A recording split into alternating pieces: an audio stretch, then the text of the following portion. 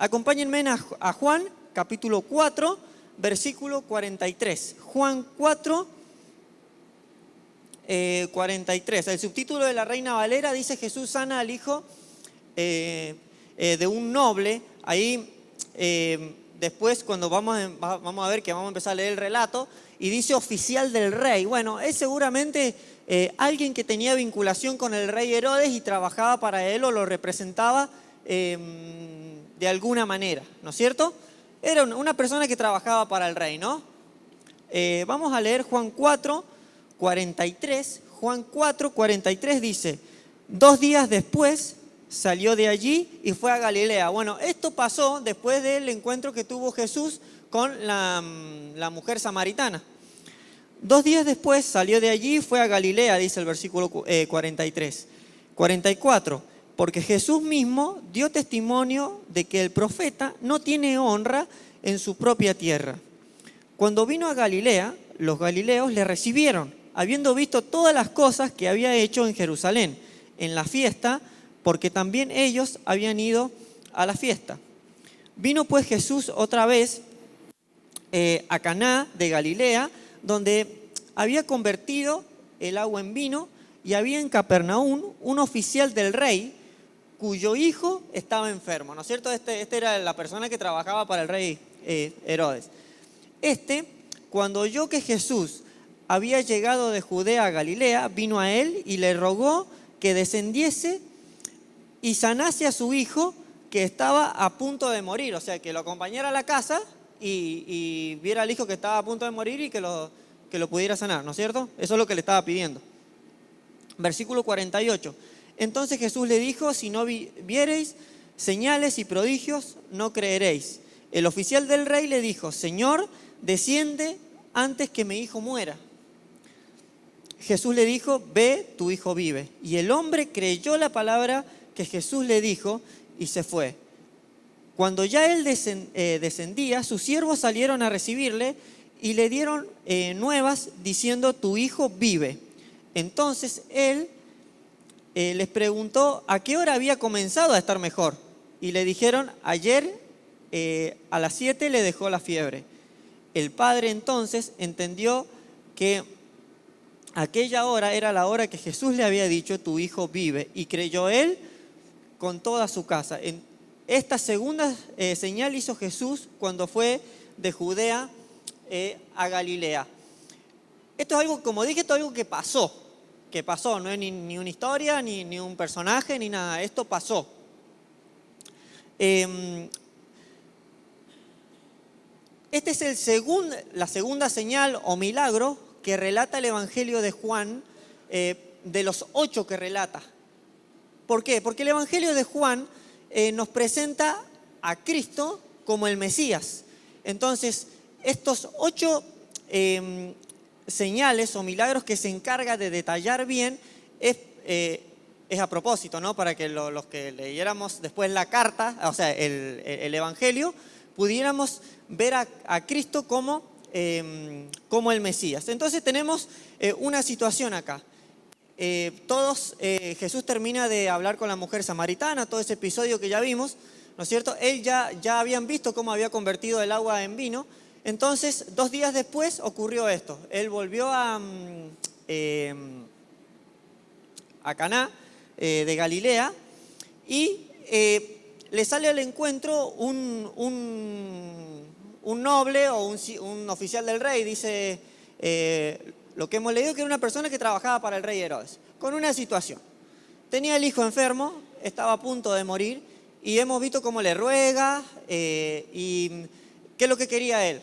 Que vení conmigo a mi casa, así lo podés sanar, porque se va a morir, ¿no es cierto? Entonces Jesús, que le dice: andate en paz, gracias Pau, tu hijo vive. Y él creyó a la palabra. Entonces, cuando volvió a su casa, los empleados de él salieron a recibirle y le dijeron que su hijo ya estaba mejor, y él preguntó a qué hora le había dejado la fiebre.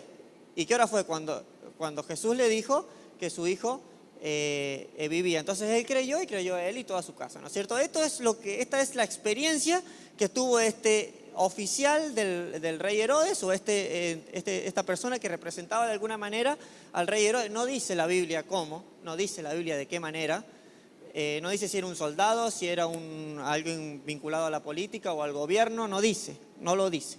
Era un oficial del rey.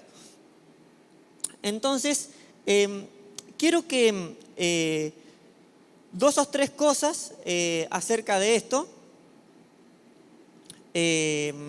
acerca de este hombre. En primer lugar, su búsqueda de Jesús. Vamos a ver en el versículo 47, dice,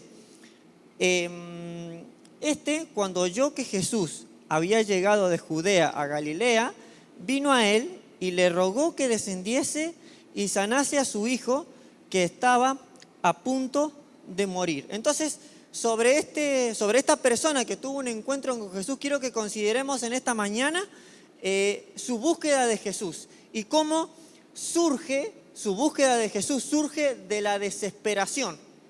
Era un papá que estaba desesperado porque su hijo se estaba muriendo. Nosotros ahí cuando leemos en el versículo 47, le rogó, la idea en el original es que le rogó varias veces, insistió. Era un papá desesperado. ¿Qué no haríamos por nuestros hijos, no? Cuando nuestros hijos están enfermos. Un ex compañero de un trabajo que tenía, se le murió una bebé chiquita y él me decía, ¿qué no hice por mi hija? 9 meses tenía la bebé. ¿Qué no hice por mi hija? Hice rifas para juntar plata, la llevé a donde desesperado. Bueno, su hija se murió. Y bueno, creo que cualquiera de nosotros que somos padres, ¿qué no haríamos por un hijo nuestro? Esta persona que representaba al rey de alguna manera, tenía esta situación grave en su casa, ¿no? Pero su búsqueda de Jesús surgía de esta desesperación. Entonces, ¿de dónde viene nuestra búsqueda de Jesús? ¿De qué surge? En este caso era de la desesperación, de esta situación de un padre totalmente angustiado. Hay situaciones en nuestra vida que nos hacen querer acercarnos a Cristo, situaciones familiares, situaciones de trabajo, puede ser económicas, ¿no es cierto? Estamos viviendo una época complicada en lo económico en nuestro país, ¿no es cierto? Y ya empieza a faltar la plata en la casa, ya empiezan a haber los problemas, se empiezan a armar líos, porque empieza a faltar, no es fácil la situación. A veces hay situaciones de enfermedad o algún tipo de necesidad, ¿no? Enfermedad. Entonces, ¿qué situaciones? O sea, ¿de dónde surge nuestra búsqueda de Jesús? Surge de alguna de estas situaciones. En el caso de él, tenía un hijo enfermo.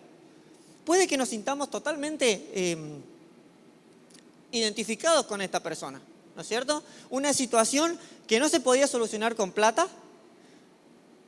sino que escapaba totalmente del control de lo que él pudiera hacer. Entonces, considerando la búsqueda de Jesús de esta persona que surgía de la desesperación, ¿de dónde viene nuestra búsqueda de Cristo? ¿No? ¿Hay alguna situación en nuestras vidas que nos motive a acercarnos a Dios? Bien, porque en segundo lugar, no solamente quiero que veamos la búsqueda de Jesús de esta persona como consecuencia de la desesperación que tenía, sino también quiero que veamos su motivación, en segundo lugar, su motivación.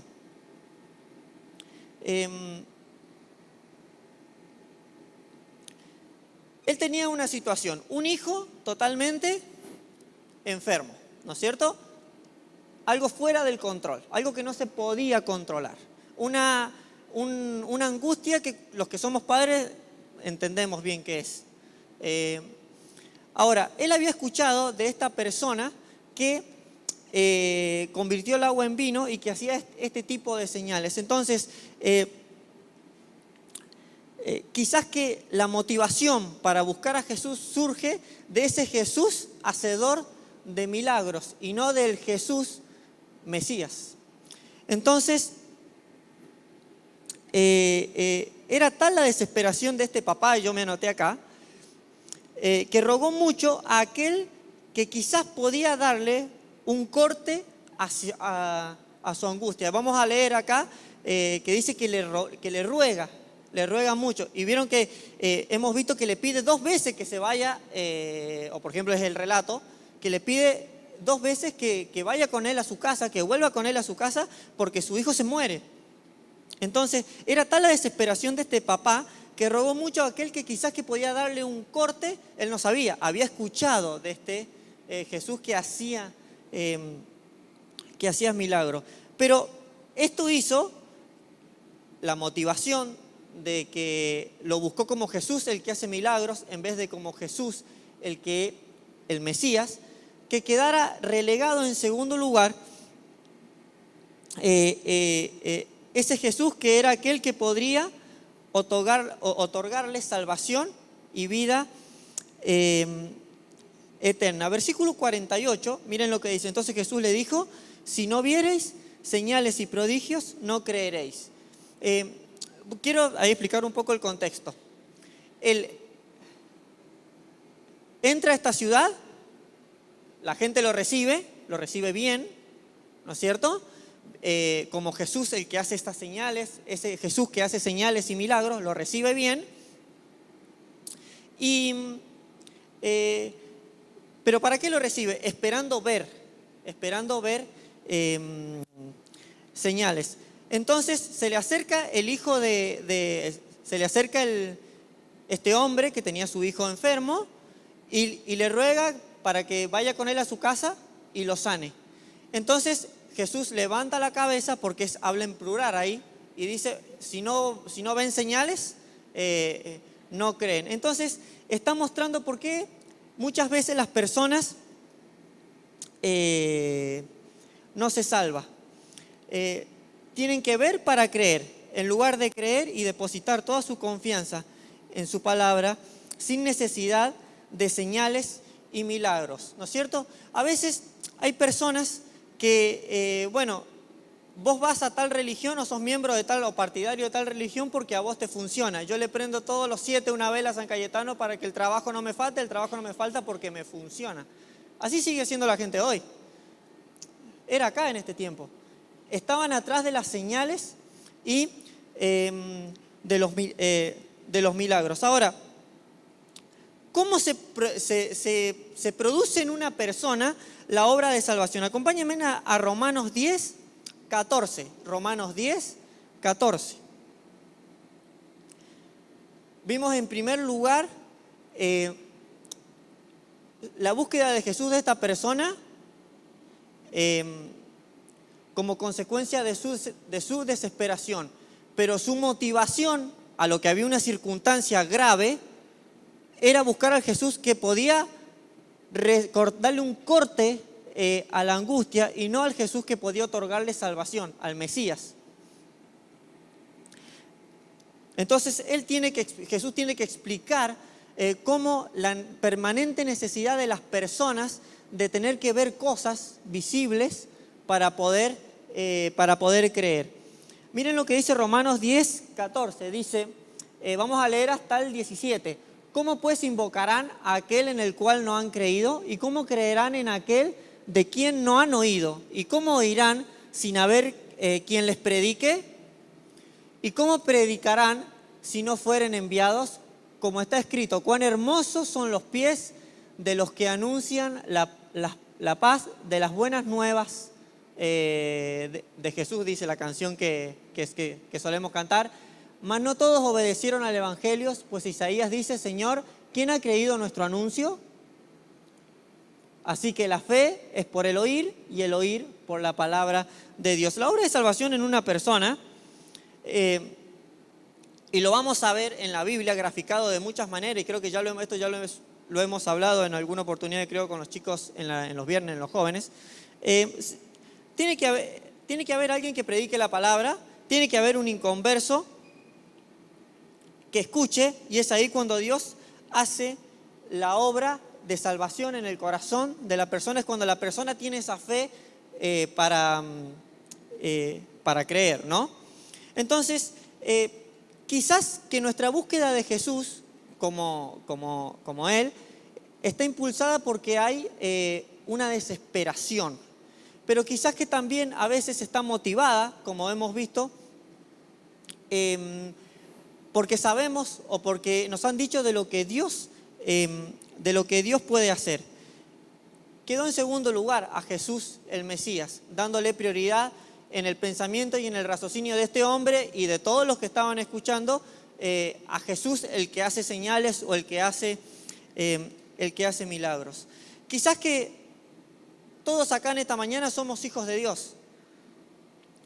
Y viendo esto, el mandato es claro. No puede haber un inconverso que escuche si no hay un creyente que predique. La fe viene por el oír y el oír la palabra de Dios. Tenemos una responsabilidad, quienes somos hijos de Dios, muy grande, que es no quedarnos callados, es hablar. No tiene nada que ver con esas cosas que andan en las redes sociales diciendo, bueno, vos tenés que predicar todo el tiempo y si es necesario hablar. Nada que ver con lo que dice la Biblia, nada más lejos de lo que dice la Biblia. El mandato es claro, tenemos que hablar. No nos podemos quedar callados, no nos podemos callar callados. Mi vecino puede ver que yo tengo una moral excelente que ayuda a las personas, pero si no le digo que hay un mensaje, no tiene idea que hay un mensaje. Entonces, el mandato, la responsabilidad sobre nuestros hombros es total, pero totalmente clara. No nos podemos quedar callados. Entonces hemos visto rápidamente a este hombre y su búsqueda de Jesús. Vimos que estaba impulsada por la desesperación que había, porque tenía a su hijo que se le moría.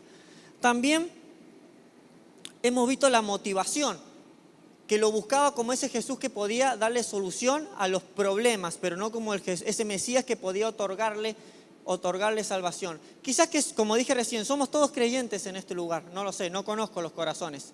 Y hay situaciones también en nuestra vida. A veces hay situaciones que nos desesperan, a veces hay situaciones que van mal en lo económico y ya nos empezamos a desesperar.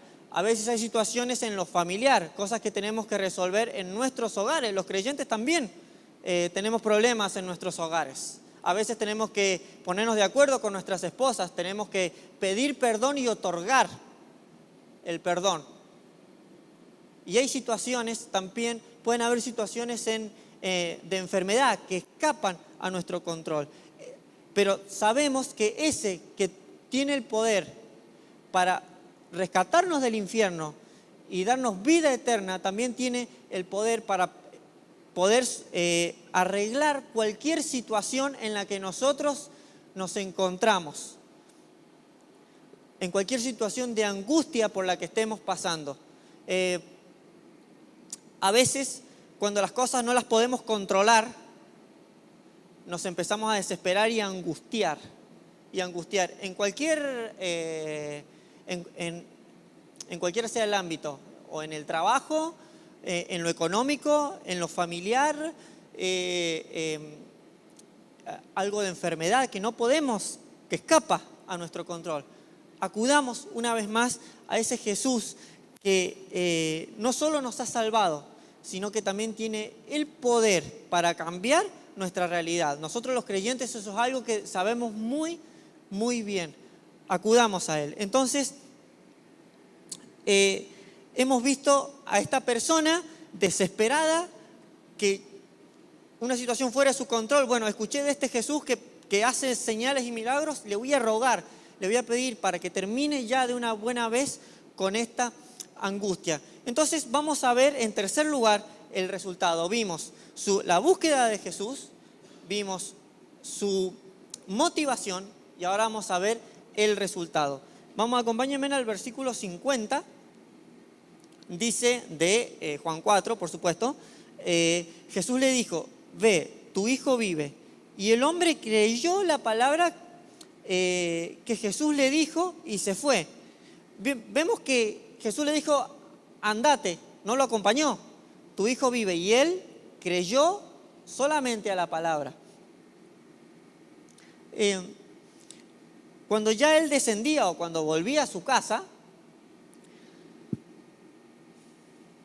sus siervos, el 51 estoy leyendo, sus siervos salieron a recibirle y le dijeron, y le dieron nuevas diciendo, tu hijo vive. Entonces él le preguntó a qué hora había comenzado a estar mejor.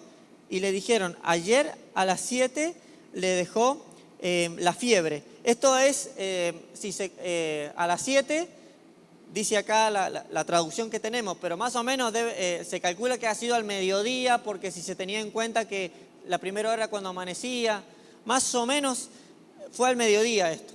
Cuando él fue a buscar a Jesús, que le rogó y él le dijo, anda que tu hijo vive. Versículo 53. El padre entonces entendió que aquella era la hora en que Jesús le había dicho, tu hijo vive, y creyó él con toda su casa. Esta segunda señal hizo Jesús cuando fue de Judea a Galilea. Entonces, cuando Jesús no lo quiso acompañar y le dijo, anda, que tu hijo vive, él creyó la sola palabra sin ninguna prueba de que lo que le dijo Jesús, o este Jesús que él lo conocía o tenía una reputación de que hacía señales y milagros, se iba a cumplir. Entonces cuando llega a su casa, los empleados salen a recibirle para darle la buena noticia, tu hijo ya ha empezado a estar mejor. Entonces cuando él le pregunta, ¿qué hora fue? Dice, fue ayer. ¿Qué quiere decir?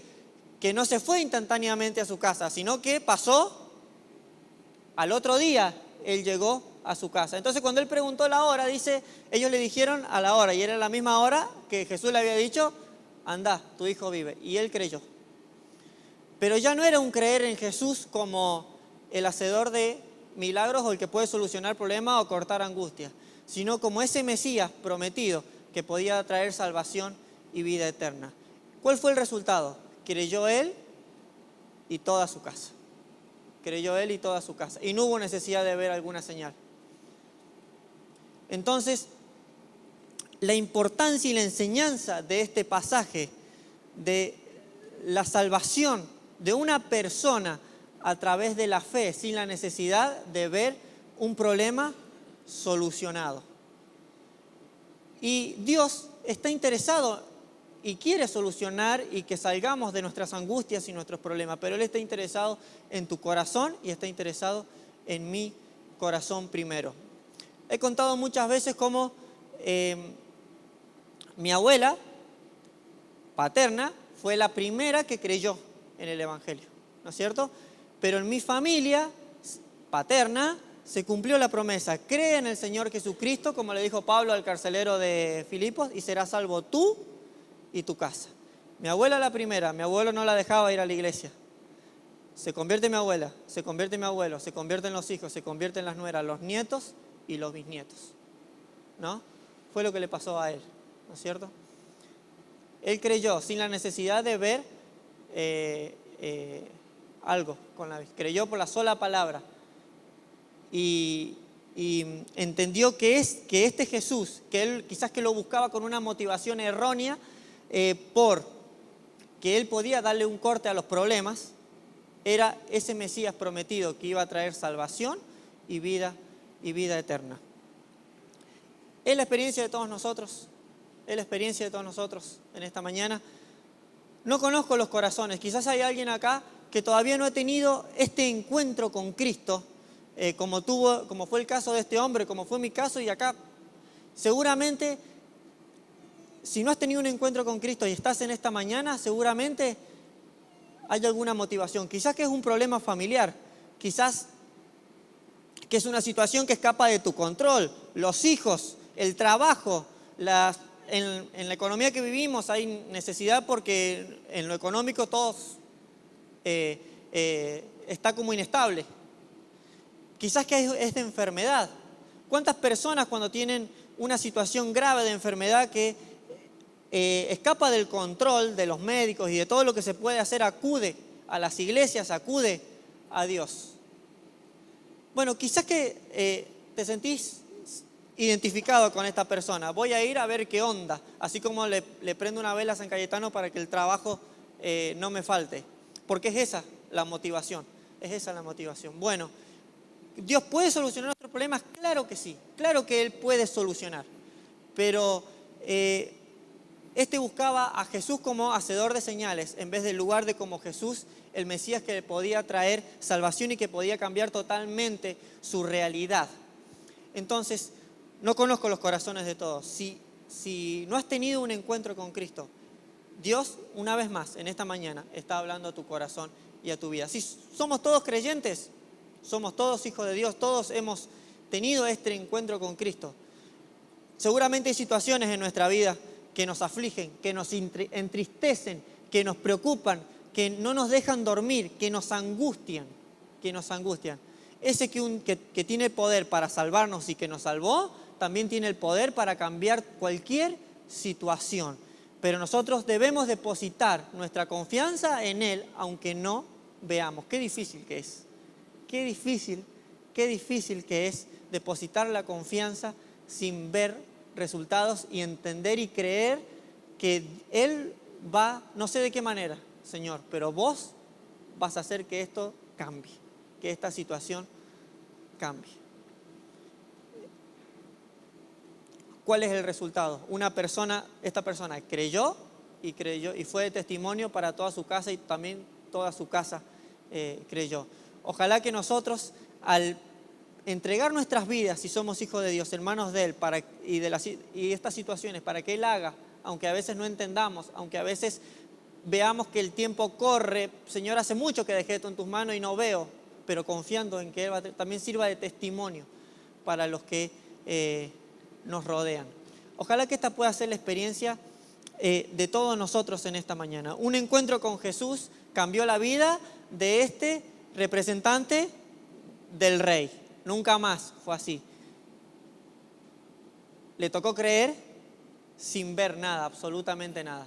Y Dios hizo la obra en sus problemas, pero hizo lo más importante, la obra en su corazón, trayéndole salvación y vida eterna. Ojalá esta sea la experiencia de todos en esta mañana.